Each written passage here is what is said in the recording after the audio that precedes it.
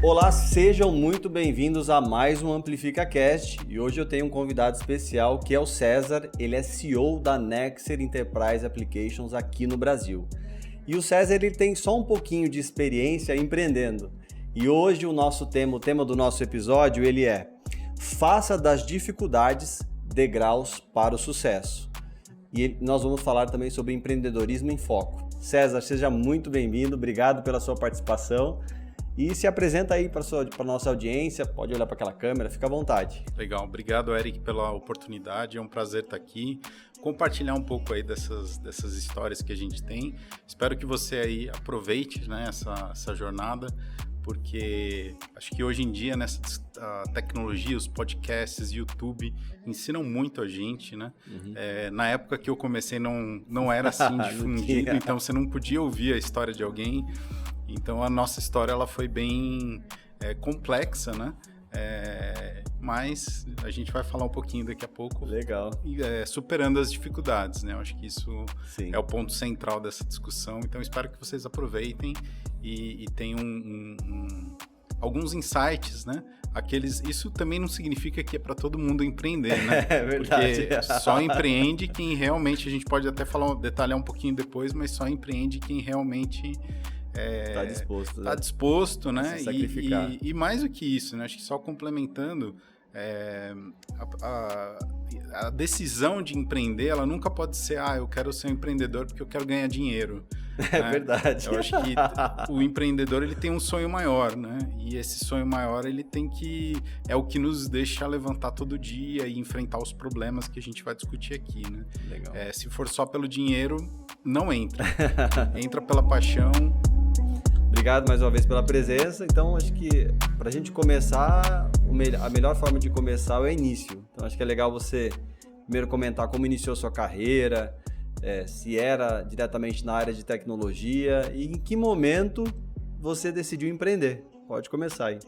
Legal. Acho que a decisão de empreender começou muito cedo, né? Meu pai sempre me falava que com 7, 8 anos eu queria ter uma barraquinha de cachorro-quente na frente da escola que ele dava aula, né? Então já era um sonho muito desde criança de ter o meu próprio negócio, de desenvolver e tomar as decisões minhas, né?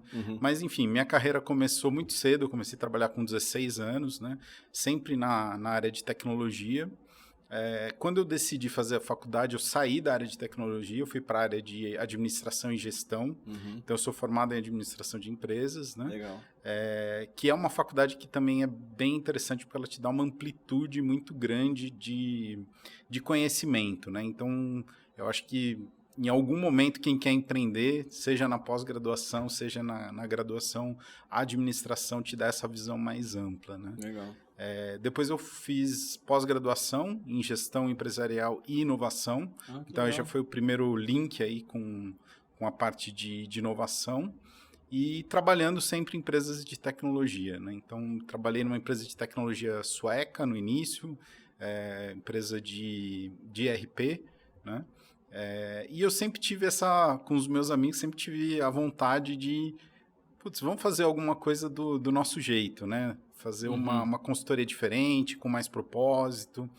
E a gente estava buscando uma oportunidade. Então, acho que essa é uma dica 2, né? Sempre tem uma janela de oportunidades que aparecem, né?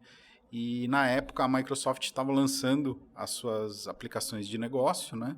E eu estava fazendo pós-graduação com esses meus amigos, né? E a gente falou, não, vamos empreender, vamos começar nosso próprio negócio.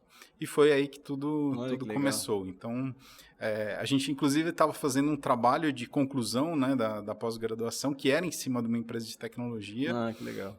A empresa chamava eVision, né? E a gente teve que bolar todo... Na verdade, o professor, ele falava assim, a gente queria ter feito um bar, né? Um bar temático para happy hour.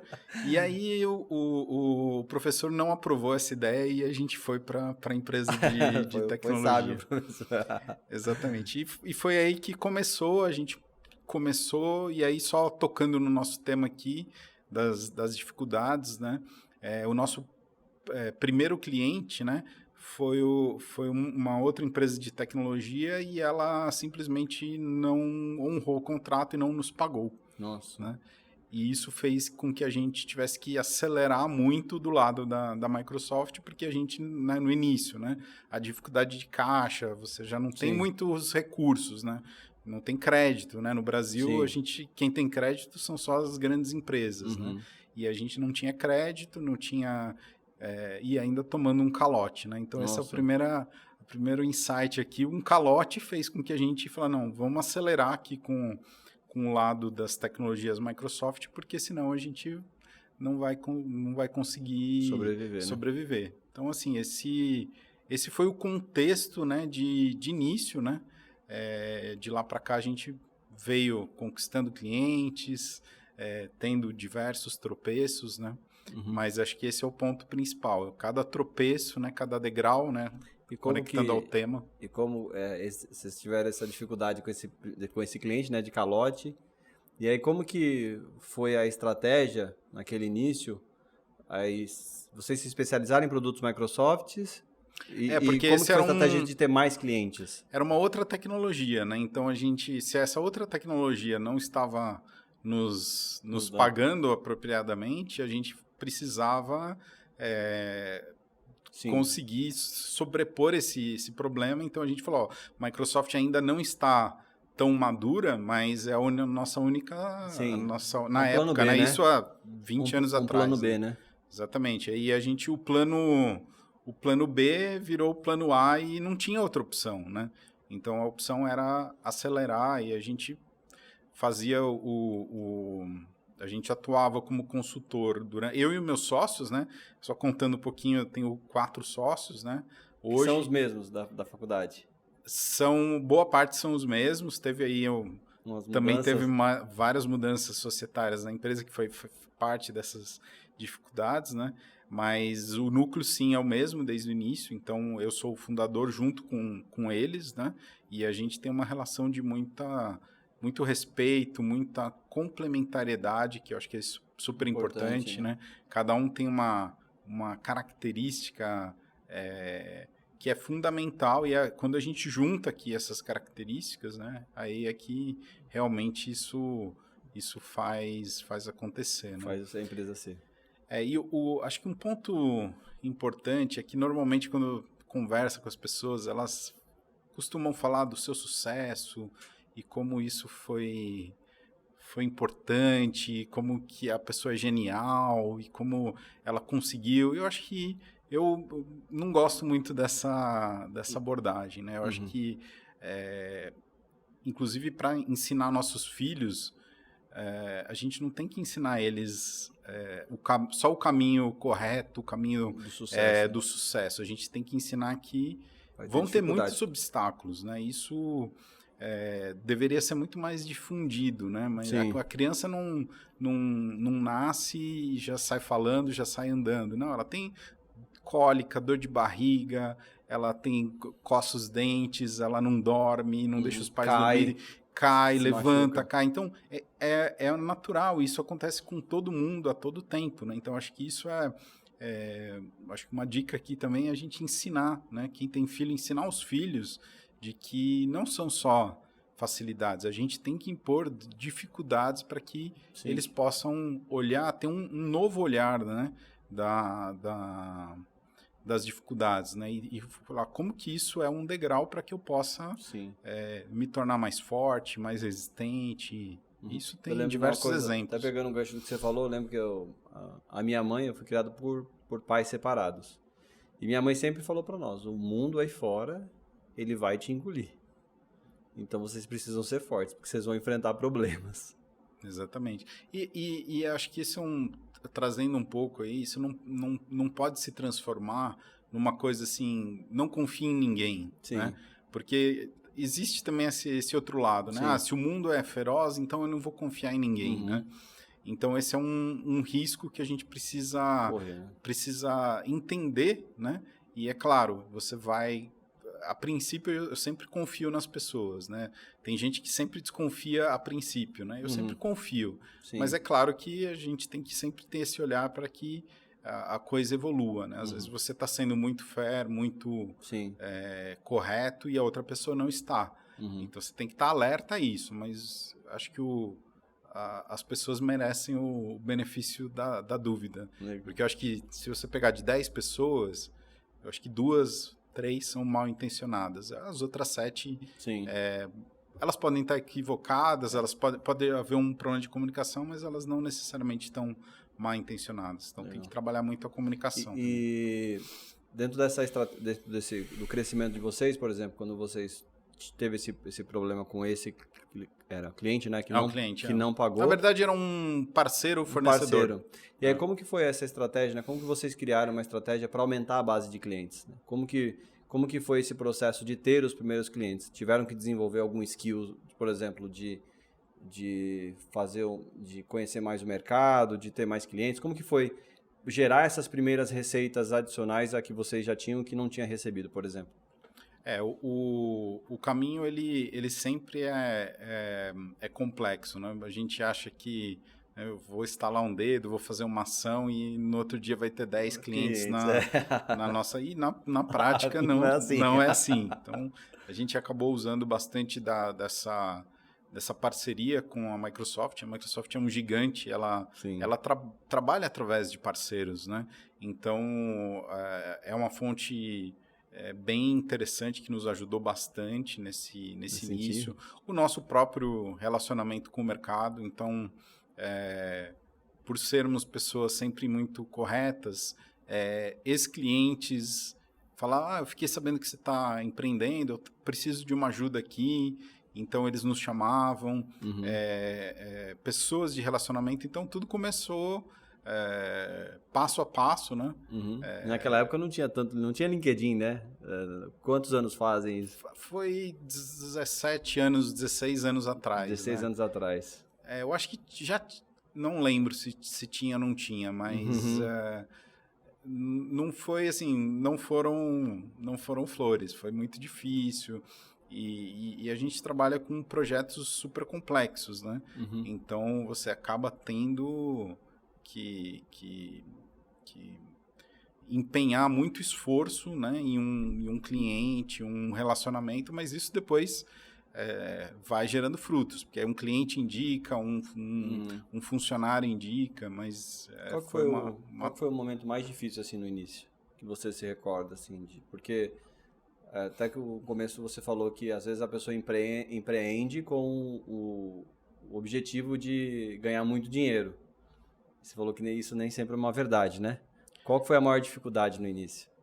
Eu acho que é conciliar, né, a sua vida pessoal com a vida empresarial. Porque no início a gente trabalhava 12 horas como consultor e as outras 8 horas como gestor da empresa. Né? Então a gente tinha 2 funções, fazia dupla jornada para conseguir... Mas o começo não é a parte... Eu não diria que é a parte mais difícil, não. O começo, você tem aquela inspiração inicial de fazer acontecer. Então, você supera todos os desafios. Acho que a parte mais difícil é depois de você estar na estrada há muito tempo e você não conseguir ter resultados e, né, a empresa está lá só pagando as contas e as pessoas, no geral, julgam, né? Falam, não, é o empresário malvado. Então, todo mundo acha que o cara tá cheio de dinheiro. E nem sempre é uma verdade, né? Então, você tá lá empreendendo e aí você vê outras pessoas que, sei lá, optaram por uma carreira diferente, que tem lá um emprego normal e estão ganhando mais dinheiro. Naquele momento estão. Então, isso a família vai crescendo, né? Eu tenho 3 filhos, então você tem responsabilidades. E no empresariado, quando você chega num determinado ponto, desistir não é uma opção. Porque a gente chegou num ponto, por exemplo, a empresa já tinha mais ou menos 200 pessoas, né? É um sucesso, a gente saía em todas as revistas, mas quando você olhava o resultado, não era alguma coisa que brilhava os olhos, né? Por quê? Porque tinha muito investimento, teve muitos erros, então tinha um contexto de país também, de economia, de governo, então teve muito contexto aí interferindo nesse processo, né? E, enfim, você naquele momento, né, você fala, não, tá bom, eu vou desistir. E o que eu faço com essas 200 pessoas, né? Vou rescindir com elas, eu vou ter mais um custo milionário, né? E com os clientes que estão ativos, atendidos? Não, então você não tem essa opção. Simplesmente não é. Ou você resolve, você não pode chorar para sua mãe, você não pode reclamar do governo, você tem que resolver aquilo, né? E é bem solitário, né? Graças a Deus eu tenho bons sócios, né? O Fábio, o Alexandre, o Edson, que a gente segurou. Na época a gente já teve outros sócios que contribuíram demais também para esse processo, né? Mas, infelizmente, assim, muitos não conseguiram aguentar esse tranco, porque eles falam, não, eu vou sair porque eu vou conseguir ter uma carreira melhor fora daqui. E é verdade, né? Eu acho que eu não estou julgando, não. Eu acho que cada um tem as suas escolhas, mas para nós não era uma opção, né? Éramos os sócios majoritários. Isso que é o DNA do empreendedor, né? Dele entender que não tem ali o plano B de outra carreira, né? Ele pode ter outros negócios, mas aquela empresa que está sendo construída, ele vai criar situações para aquilo continuar, né? Para aquela empresa continue. Eu acho que existem outros tipos de negócio que não são tão intensivos em pessoas, né? Então talvez seja um pouco mais fácil de desistir do que o nosso negócio é baseado praticamente em pessoas, serviços. E você tem compromissos, né? Compromissos diversos, né? Então... E quando que por exemplo, você falou de 200 pessoas, como que foi esse crescimento, assim, de começar, quantas pessoas eram, em que momento que começou a ter esse crescimento, ele foi, assim, orgânico, por exemplo, num ano crescia 20%, 10%, qual foi o espaço de tempo, assim, que vocês, porque hoje ela tem mais do que 200, né? Hoje nós temos 210. 210. Isso falando das unidades que estão na minha gestão, né? Que é Brasil, Portugal e Colômbia. Isso, mas antes, assim, por exemplo, quando começou, você quer contar um pouco essa linha do tempo, assim, Legal. De crescimento? Pode ser. Bom, enfim, os primeiros anos a gente começou com sócios, né? O primeiro ano, basicamente, tinha os sócios e 1 ou 2 funcionários, né? Lá pelo terceiro ano a gente já estava na casa dos 20, 30 pessoas. No quarto ano a gente já tinha mais ou menos 50. E aí eu acho que no quinto ou sexto ano a gente decidiu ampliar o grupo, né, para outras tecnologias. Então a gente antes trabalhava basicamente com RP, então naquele momento a gente decidiu abrir o leque para CRM, para toda a parte de produtividade em nuvem, né? Office 365, Azure. Então a gente começou a crescer. Naquele ano a gente passou de 50 para 100, no ano seguinte para 200. Então foi assim, foi um boom, foi mais ou menos 2011, né? Nossa. Que foi justamente por conta dessa... e aí também outra dica, né? A gente acabou trazendo mais sócios para liderar esse crescimento. Então, o ponto é, a participação, né, societária, ela não é uma brincadeira que, vem aqui, você vai ser sócio, tem aqui X%, não pode funcionar assim, porque isso torna o negócio extremamente complexo, né? Então, a gente, nesse crescimento, né, que a gente chegou a 200 funcionários na época, ficou ingerenciável, porque eram na época 27 sócios. Nossa. Então imagina uma reunião de condomínio decidindo quem paga o custo do escritório, quem paga o custo enfim, todas as complexidades que existem aí, né, os egos, o alinhamento de comunicação era um negócio ingerenciado. E aí o que veio acontecendo nos anos seguintes foi que esse boom, né, de 50 para 200, depois ele foi reduzindo, né, foi reduzindo o número de sócios o número de funcionários, a gente chegou a 100. De novo, a gente abaixou, diminuiu, reduziu, simplificou. E aí, depois, agora em 2 anos, mas agora de maneira muito mais sustentável. Com os mesmos sócios, já somos mais de 200 pessoas. Teve aí no finalzinho a entrada do grupo sueco, eu posso contar um pouquinho. Isso, mais pra frente a gente vai contar. E como que é essa... né, você está crescendo assim, né? Aumentando a base de colaboradores e tudo mais, e depois você tem que diminuir. Como que é qual que é esse aprendizado, né? Porque às vezes a gente contrata, está entrando novos projetos, você está contratando, e depois você tem que parar um momento, analisar os números, né? Você tem que estar sempre analisando os números e decide reduzir. O que leva a isso, né? Compartilhe um pouco com a gente. E como que você se sente também, né? Como empresário, você está crescendo e você tem que tomar algumas decisões de diminuir. Basicamente, às vezes, o mercado de tecnologia ele é muito competitivo, né? Então, não necessariamente nós decidimos reduzir essas 100 pessoas. Algumas pessoas foram saindo. E toda vez que um funcionário nosso sai, eu sendo demitido. Então, ao longo desse processo, eu me senti sendo demitido várias vezes. Por quê? Sim. Porque você é visto como sente, né? um péssimo gestor. Né? Você não está sendo um bom gestor e as pessoas estão saindo. Obviamente, algumas a gente também desligou, teve que, né, reduzir custos, né? Mas é um processo muito doloroso, né? E eu vou te dizer que até hoje, para mim, toda vez que assim, alguém fala assim, eu vou sair da empresa, para mim é uma dor muito grande. É como se eu estivesse sendo demitido e eu sempre me questiono, falo, o que eu poderia ter feito, né? O que eu poderia ter feito de melhor para evitar essa demissão? Saída, sim.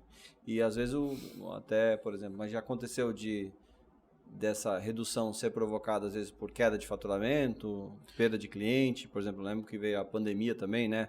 Que as várias empresas tiveram que se readaptar, né? A gente sempre busca, né, acho que as dificuldades, né, fazendo o link de novo, né, Sim. As dificuldades que a gente veio enfrentando ao longo do tempo, você precisa ter um olhar diferente sobre a dificuldade, né? Apareceu uma dificuldade, você fala, a dificuldade é passageira, mas o benefício que ela te gera é de longo prazo. Sim. Então, eu vou te dar um exemplo. A gente teve um processo, eu não vou entrar no mérito aqui, a gente talvez escolheu erroneamente os advogados e a gente perdeu em primeira instância, era um processo grande, né? E a gente falou, e agora? O que nós vamos fazer? E aí a gente tinha que pagar aquilo, para evitar que perdesse geral, a gente falou, não, vamos fazer um acordo, né? E fomos pagando esse acordo. Só que isso foi saindo, minando o caixa da empresa. Mas isso é a coisa temporária, né? Que me tirou o sono diversas vezes. Só que o efeito em cima disso foi que nós nos tornamos uma empresa muito mais eficaz e forte, porque a gente tinha essa conta grande para pagar. Então, a gente foi mudando metodologia, os processos, automatizando. Então, a gente foi usando. Nós somos uma empresa que faz transformação digital. Então, a gente foi usando essa nossa experiência dentro de casa para nos tornarmos mais eficientes. Então, de novo, uma coisa aparentemente muito ruim, que é você ser processado e perder em primeira instância, virou uma coisa muito boa. Quando você sabe, né? Quando você sabe lidar e ter esse olhar diferente, né? Eu acho que isso é importante. E nessa sua trajetória assim de empreendendo, já teve vezes que você ficou sem receber para poder sustentar o negócio? Olha, eu já tive que diminuir o salário meu e dos meus sócios muitas vezes. A gente falou, não vai dar, a gente vai ter que reduzir. Já tivemos que reduzir plano de saúde, a gente já teve que vender o carro para colocar o dinheiro na operação. Então, assim, isso ninguém conta, né? Mas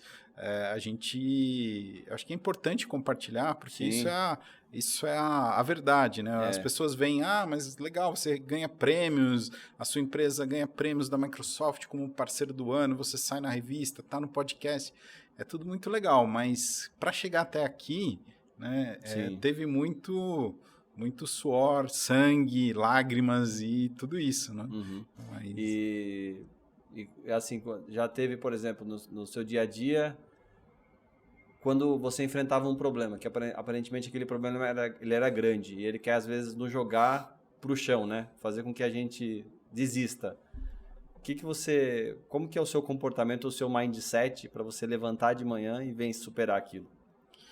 Bem, eu acho que em algum momento a gente entendeu que os problemas nos impulsionavam, né? Então hoje eu tenho uma visão de falar assim, legal, isso é um problema, mas é temporário, né? Então qual é a melhor maneira da gente lidar com isso? Porque não existe outra, né? Tem gente que esconde o problema, vamos abrir aqui o problema, vamos olhar de maneira sincera para ele e ver lá como que a gente resolve. Né? Isso serve para a sua vida inteira, né? Não dá para fazer uma tese em cima disso, mas é por isso que eu acho que se a gente não tivesse vivido esses problemas, talvez a gente não teria o tamanho que temos, talvez a gente não teria a garra e a firmeza para continuar, né? Porque justamente em algum momento você fala, vou desistir, né? Não, eu não posso desistir, então eu tenho que acordar, levantar e fazer o meu melhor, a gente faz um treinamento com o pessoal da arquitetura RH, que é uma consultoria muito bacana, e eles falam, você tem que fazer 100% do seu 1/3, né? Porque tudo tem o seu lado, o outro lado e o ambiente, né? Então você controla o quê? O seu 1/3. E aí a gente faz 100% para poder vencer esses obstáculos. E quais são as lições que a gente pode aprender com as dificuldades? Eu acho que uma delas é de fato a gente conseguir ter esse olhar diferente da dificuldade. O segundo ponto acho que é saber que elas são passageiras, mas que o efeito delas é duradouro, né? O efeito, assim, quando você atua de maneira positiva, ele é duradouro. E, enfim, não tem opção, né? O mundo, né, como eu falei, desde criança, a gente passa por todo tipo de dificuldade. Todo mundo tem dificuldades pessoais, de saúde, na empresa. Então, se eu estou com um problema de saúde, né? O que eu vou fazer? Eu vou usar isso para... O que eu posso melhorar na minha rotina? Então, vou começar a fazer exercício, vou me alimentar melhor. E aí, isso você consegue superar. Então, tentar ser positivo. Acho que esse é o último ponto aí para concluir. Sempre gosto de ter sempre 3 pontos, né? Em cima de um... E qual que é a importância de ter pessoas certas do seu lado quando vem a crise ou a dificuldade? Por exemplo, todo mundo fala que às vezes o CEO, as pessoas que estão na liderança ali de uma organização, de uma empresa, elas acabam sendo muito solitárias. E quando vem um problema, qual que é a importância de você ter sócios ou pessoas que estão ali do seu lado? Como que vocês compartilham, né, esses problemas para até ter uma ajuda mútua ali para superar? Eu diria que se eu tivesse sozinho, eu não estaria aqui mais. Ou eu estaria morto, ou eu estaria preso, ou eu estaria, sei lá. Então, os meus sócios são fundamentais, porque às vezes um está com mais energia, outro está menos energia, e a gente vai se ajudando, né? Então, assim, não consigo imaginar, né? E hoje eu estou na posição de CEO, mas eu não sou nem 1 milímetro mais importante, porque tem muito disso, né? A pessoa fala, não, o CEO é o cara que domina, que eu não sou um centímetro mais ou menos importante que todos eles, e aliás, até que qualquer pessoa da empresa, porque, de fato, cada um tem o seu papel naquele momento, né? Então, eu acho que isso é uma grande besteira, né? Eu acho que tem um ponto, falando sobre, de novo, né, puxando o gancho de sucesso, né? O sucesso é muito relativo, né? O que é sucesso para você? O que é sucesso para mim? né? Então, isso não quer dizer nada, né? Porque para algumas pessoas o sucesso é você estar lá na praia, pegando onda e tendo uma vida tranquila. Para outras pessoas é ter uma empresa, ter um carro luxuoso, né? Eu, por exemplo, não ligo absolutamente nada para carro. Eu também. Né? Então, eu não tenho carro luxuoso e não vou ter. Apesar de eu poder, eu não vou ter. Porque, para mim, isso não é importante. Para mim, a definição de sucesso é muito simples. Eu quero ser um avô, né? Então, e quero poder viajar com a minha família. É claro que isso implica, né? Não vou ser hipócrita, né? Mas isso implica várias coisas. Primeiro, eu tenho que cuidar da minha saúde, então eu faço exercícios todos os dias. Estou buscando me alimentar cada vez melhor. É um desafio, mas eu tô fazendo. Isso implica que eu tenho que ter uma tranquilidade financeira, uma estabilidade. Por quê? Porque se eu quero viajar, passear com minha família, eu preciso ter essa... E implica que eu tenha um bom relacionamento com a minha esposa, com os meus filhos e com os meus netos, né? Então, para mim, a definição de sucesso é simplesmente essa. E eu não quero ter um carro de luxo, eu não quero ter absolutamente nada disso. Eu só quero ter tranquilidade e poder, né, saúde, né, para aproveitar e ser um avô. Acho que é tão simples quanto isso. Você já teve medo? Sim, todos os dias. A gente sempre tem muito medo, né? E como é que vence o medo? Eu não sei se a questão o medo trabalha junto com o nosso dia a dia. Eu acho que a questão é muito mais... Você tem com medo, vai com medo mesmo, porque faz parte... Eu tenho uma história legal para falar aqui do medo, né? Uma história até pessoal, né? Eu estava no clube com meu filho, né? Meu filho tem 9 anos agora. E ele sempre ia no toboágua comigo, porque ele tinha medo de ir sozinho, né? Então, eu fui conversando com ele numa boa, né? Não, vai uma vez sozinho, tenta uma vez, tal. Aí ele uma vez subiu, né? As escadas é alto, né? Subiu as escadas, desceu e voltou, né? E aí depois no final do dia ele falou, não, agora eu vou. Então vamos lá, porque ele ia comigo. Comigo ele ia, mas sozinho ele não ia. Daí ele decidiu ir e desceu. E aí ele chegou e me falou, né? Ele falou assim, papai, agora eu tô me sentindo calmo, né? Então eu acho que esse é o... E agora toda vez que ele tem medo, eu uso isso como um exemplo para ele. Eu falei assim, se concentra no sentimento que você tem depois que você superou aquele medo, né? E aí isso ajuda ele também a vencer outros desafios, né? Então acho que isso muito legal. Acho que o ponto como supera, eu acho que é concentrar no sentimento que ele definiu como calmo, né? Mas talvez o sentimento de superação, de vencer o desafio. Acho que o ponto é não focar no medo, focar no resultado, né? Que nem a academia, né? Eu não gosto de ir na academia, mas eu vou. Tô indo, né? Já faz talvez um ano, né? Não, 6 meses. Mas assim, o que eu me concentro? Eu me concentro no bem-estar do depois. Né? Porque durante eu continuo não gostando. E o benefício, né, que isso vai trazer, né, de médio e longo prazo. Isso aí. E, bom, a gente sabe que a Nexer hoje é uma empresa global. E a sua trajetória não começou numa empresa global, né? Pode falar um pouco da transição de nome e tal.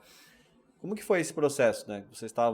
A empresa estava crescendo, já estavam no mercado. Com quantos anos aconteceu essa aquisição? Que vocês já estavam no mercado? Em que momento vocês decidiram que era o melhor momento para se fazer isso? Então, comenta um pouquinho. Legal. Acho que o primeiro ponto, né? Então, contando um pouquinho da história, a história da Inove, né? Que era o nome antes de Nexer, ela durou aí 14 anos, né? Então, foi de 14 anos de bastante desafios e aprendizado, né? Então, nesse tempo, de fato, tudo foi muito, muito difícil, né? Então, é aquilo que a gente estava falando. Vai crescer empreendedor? No meu caso, durou 14 anos para conseguir ter os primeiros resultados. Você está disposto? Não estou dizendo que isso vai demorar para todo mundo, sim. Né? Mas é possível que demore, né? Então, você está disposto, realmente disposto? Porque para você fazer isso, você precisa acreditar em alguma coisa muito forte, né? E aí, desses 14 anos, eu vou dizer que no final do 12º e no 13º, a empresa deslanchou de maneira excepcional. Então, as estratégias que a gente vinha implementando até então e achava que, eu vou implantar uma estratégia de verticalização, atuar em algumas indústrias, né? Vamos fazer? Ok. Mas não deu resultado em 1 ano, não deu resultado em 2 anos, mas não dá mesmo. Esse é um aprendizado que eu tive. Demora mais. Quando a gente definiu o mindset ágil como o must de toda a organização, isso também demorou 1 ou 2 anos. Então, a gente veio plantando essas iniciativas ao longo desses 12 anos e a partir do 12º, 13º é que começou. Então, a empresa deu uma guinada assim, excepcional e começou a gerar resultado, bastante receita recorrente. Isso coincidiu também com o melhor momento da Microsoft, posicionado com nuvem, né? Então deu um boom, a empresa começou a crescer de novo e foi aí que a gente foi passando aí dos 100 para chegar nos 200. E aí nesse momento a gente tinha um parceiro na Suécia, que era na verdade eles também mudaram de nome, eles se chamavam Sigma, né? E aí mudaram o nome para Nexer. Nós tínhamos um cliente em comum aqui no Brasil, eles não tinham operação no Brasil, eles precisavam do nosso apoio para suportar esse cliente sueco, né? E a gente já vinha trabalhando com eles há muito tempo.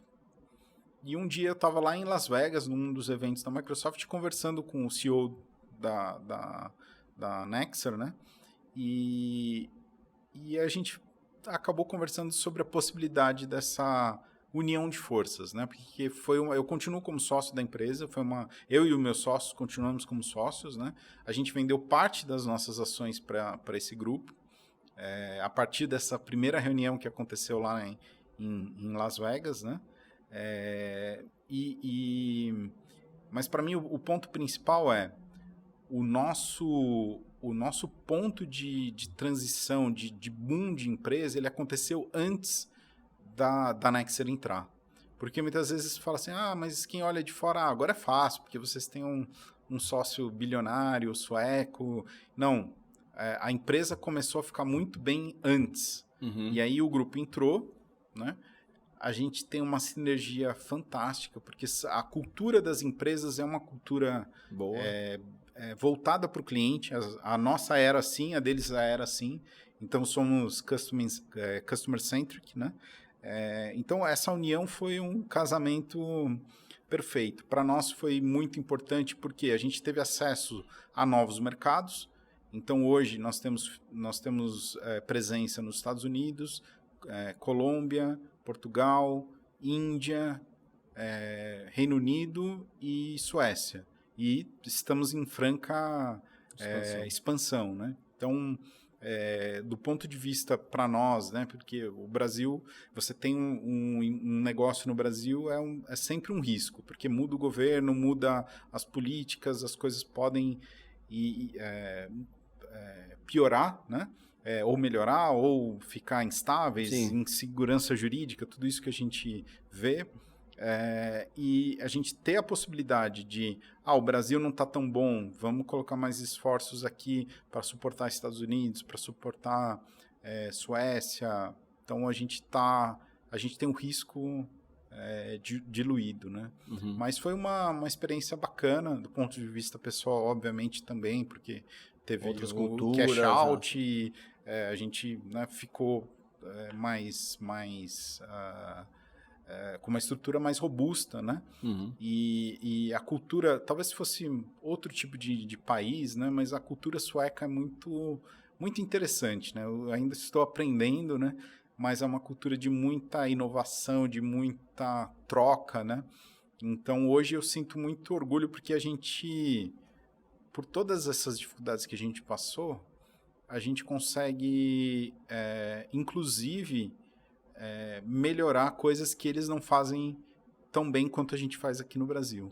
Então, toda a nossa gestão de entregas nesse modelo ágil, toda a parte de administração, de controle de vendas, de marketing, a gente, mais ou menos, eles estão puxando um pouco do nosso modelo e, obviamente, também a gente aprende muito com eles, né? Então, é uma troca fundamental, a gente está super feliz com essa... E como que é esses aprendizados, assim, né? O aprendizado da nova cultura, de ter a visão também, assim, de mais clientes, né? Porque, obviamente, quando a Nexer entrou, trouxe também mais clientes, né? E vocês tiveram visibilidade de outros projetos. O quanto isso enriquece também a operação no Brasil? Bastante, porque, por exemplo, hoje a gente tem o escritório de Portugal, né? O Portugal, ele é como se fosse uma ponte, né? Do Brasil com a Europa. Então, os clientes ali, que são os clientes internos mesmo, a Nexer de UK, a Nexer da Suécia, comprando recursos, consultores nossos, né? lá em Portugal. Mesma coisa Colômbia, fazendo suporte para Estados Unidos. Então, são possibilidades que a gente, antes de fazer parte do grupo, a gente não tinha. Novas unidades, porque a Nexer é uma empresa, só contando um pouquinho da Nexer, né? A Nexer é uma empresa de mais ou menos 3 mil funcionários hoje no mundo. Eles têm os grandes clientes da Suécia, todos são clientes da Nexer, né? Então, todas as marcas conhecidas suecas que a gente vê por aí são todos clientes da Nexer. E ela tem diversas unidades. Então, por exemplo, a gente está trazendo a unidade de inteligência artificial e IoT, que já é muito consolidada lá na Suécia, aqui para o Brasil, né, com o Marcelo, que é um diretor que a gente contratou recentemente. Então, o negócio está expandindo, né, não só em localização, mas também em ofertas. A gente tem mais ofertas e, obviamente, atender os clientes de maneira local, mas com alcance global. Então, muitas vezes o cliente começa com um projeto aqui no Brasil, depois, eu preciso estender esse projeto nos Estados Unidos, ou preciso de ajuda na Colômbia, ajuda na Europa, e a gente junta os times, né, e consegue fazer esse tipo de atendimento. Então, acho que isso tem sido bem bacana. E nos aspectos assim, de transformação digital, né? Como que é também conduzir um negócio aqui no Brasil de tecnologia que está constantemente se transformando, né? Como que você se adapta, né? Ou como você aprende também? Porque eu imagino que você também estude, olhe tendências, né? Como que você faz para acompanhar tudo isso que está acontecendo no mercado? Olha, eu não vou mentir para você, porque é muito difícil acompanhar. Tudo que vem acontecendo, a gente acaba... fica inundado, né? De tanta coisa nova. Mas... eu acho que a parceria forte com a Microsoft é um caminho. A Microsoft, ela dificilmente atende os clientes diretamente. São só em alguns casos, né? Então, ela depende dos parceiros. E ela oferece uma gama gigantesca de treinamentos e capacitação. Ao mesmo tempo, ela lança muitos novos produtos. E a gente, no nosso time de engenharia, de arquitetos, eles estão sempre atualizados nesse sentido. E as trocas também com o time da Nexer, né? A Suécia é um dos países mais inovadores do mundo, né? Então, a gente conta com esses engenheiros ali que dão realmente um show, porque eles estão na ponta da ponta da ponta, né? Eles estão realmente super avançados. Então, acho que essa conjunção aí de fatores nos ajuda a crescer e se desenvolver. Legal. E para a gente falar um pouquinho encerrar aqui o tema do nosso podcast, foi muito bom.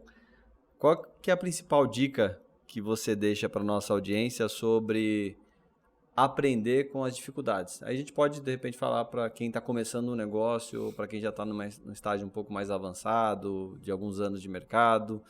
Qual que é a principal dica aí que você deixa? Ou as dicas, né? Pode ser várias. Posso contar um conto rapidinho? Porque a gente gosta do storytelling, porque ele ajuda Eu vou tentar resumir, é um conto que eu ouvi num podcast também, né? Tá. Que é basicamente de um lutador que não tinha um braço, né? E ele foi pro mestre, né? E queria aprender jiu-jitsu, né? E o mestre sempre ensinava o mesmo golpe para ele. Então ele ia dia após dia, só o mesmo golpe, só o mesmo golpe. E um dia ele falou, não, mas mestre, mas por que eu vou ficar só com esse golpe, né? E o mestre falou, não, continua só com esse golpe. E aí ele foi para um campeonato, né? Venceu a primeira luta só com o braço, depois venceu a segunda, venceu a terceira. Aí na quarta luta ele estava tendo dificuldades, né? Para vencer. O juiz viu ali aquela dificuldade, queria encerrar a luta e o mestre falou, não, continua. E aí, nesse momento, ele conseguiu derrotar e foi o campeão, né? E aí ele voltou, né, pro mestre e falou assim, mestre, como que eu, né, com essa deficiência, eu consegui, né, ser o campeão, né? E ele falou, olha, por 2 motivos. Primeiro que você executou sempre o mesmo golpe, então você teve muita precisão, você executou ele de maneira quase perfeita. Uhum. E o segundo é que para você se defender desse golpe, normalmente você precisa pegar o braço esquerdo do seu adversário, né? Então, por que isso é uma história muito simbólica, né? Porque ele está usando, né, o mestre muito sábio, né? Ele está usando uma dificuldade, né, explorando essa dificuldade para vencer, né, um desafio, né? Então acho que é isso, a gente tem que ter um olhar diferente, né, para a dificuldade, não falar que droga, né? De novo mais uma, o Brasil, o processo, o advogado, eu poderia ter 1000 desculpas, né? Mas se eu falar assim, olha, não tem jeito, aconteceu, eu preciso resolver superar, e né? vou resolver. Então, e lembrar sempre, né, que a dificuldade ela é temporária, mas o benefício que ela te traz, se você tem esse novo olhar, né, ele é pro resto da vida, né? Então, acho legal, que esse muito bom. E qual que é o livro que você recomenda aqui também para nossa audiência? Olha, eu não sou uma pessoa muito de livros, tá? Mas o último que eu li foi muito bacana, inclusive por indicação do pessoal da Suécia, ele chama Factfulness. O hábito libertador de tomar as decisões baseadas em fatos. É de um escritor sueco, né? Então, basicamente, ele mostra em números por que o mundo está melhor ao longo do tempo, né? Porque a gente sempre, olhando as notícias, né, a gente sempre tem a impressão que o mundo está sempre pior, porque a gente só vê desgraça, né? Mas esse cara, ele traz dados que mostram, né, que a maioria dos países, né, ele divide lá em 4 quadrantes, né? Então, a maioria dos países estão lá no meio. Elas não são extremamente pobres nem extremamente ricos, elas estão ali no meio. Tem alguns extremamente pobres, assim como tem alguns extremamente ricos, mas se você olhar, ao longo do tempo o mundo melhora. Então, de novo, com um olhar positivo e sempre olhando dados, né? Principalmente hoje em dia, né, que existem dado para tudo, né? Existem fake news, né? E existem fake news disfarçadas de notícias verdadeiras e carimbadas por grandes grupos, né? Então, hoje é muito difícil da gente saber qual é a realidade, porque existem narrativas. Então, aconselho, eu acho que é libertador mesmo você tirar suas próprias conclusões, né? Hoje em dia, assim, eu não consigo ouvir nenhum tipo de mídia, porque eu acho que elas estão todas contaminadas para um lado ou para o outro. Então, assim, eu falo, não, tá errado, então você tem que buscar os seus... É uma dica aí, eu acho que bem bacana. Se puder também dar uma dica de uma série... Pode falar. É uma série legal que também fala disso, né? Essa questão de vencer com as dificuldades, não apesar delas. Tem uma série chamada This Is Us. This Is Us. Sim. Ela é bem... Você precisa estar preparado, porque senão você chora todo episódio, né? Mas é muito boa essa série e ela fala bastante sobre isso também. Tem uma história familiar muito legal, né?